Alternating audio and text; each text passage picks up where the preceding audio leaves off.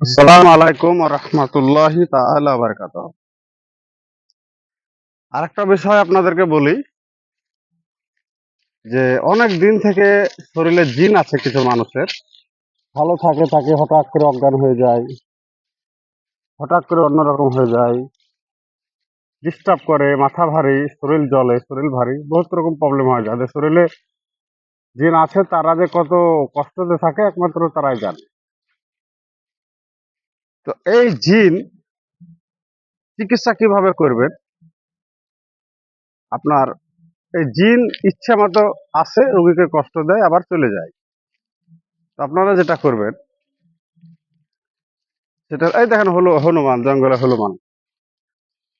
তো আপনারা যেটা করবেন, কোনো হয়তো একসময় আপনি গেছেন চিকিৎসা করার জন্য, তখন দেখা গেল জিন শরীরে নাই। তো শরীরে জিনকে জিনকে শরীরে হাজির করতে হবে। তো আপনারা হাজির করবেন যেটা বলে সেটা হলো, অনেক আয়াত আছে তার ভিতরে আজকে আমি একটা বলছি।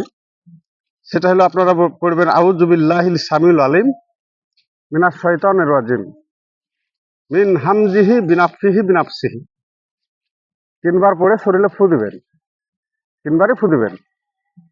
তারপরে পড়বেন আরেকটি আয়াত, সেটা হলো ওয়ালাকাদ ফাতান্না সুলাইমানা ওয়া আলকাইনা আলা কুরসিহি জাসাদান সুম্মা আনাবা। তারপরে ফু দিবেন। এটা বারবার পড়বেন, ফু দিবেন। যারা কড়া জিন তাদের আসতে একটু লেট হবে, আর যারা একটু নর্মাল জিন তারা দেখবেন ওই দু তিনবার ফু দিতেই চলে আসবে শরীরে।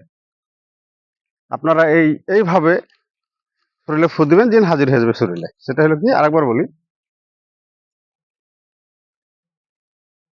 সেটা হলো ওয়ালাকাদ ফাতান্না সুলাইমানা ওয়া আলকাইনা আলা কুরসিহি জাসাদান সুম্মা আনাবা। এটা পড়ে আপনারা শরীরে ফু দিলেই জিন হাজির হয়ে যাবে।